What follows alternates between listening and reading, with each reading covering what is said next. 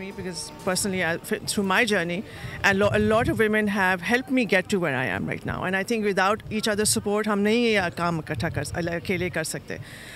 So to me, Women's Day is just an excuse to get together, but हर दिन is important for promoting women and giving them an opportunity to succeed and help them get to where they want to be in their lives.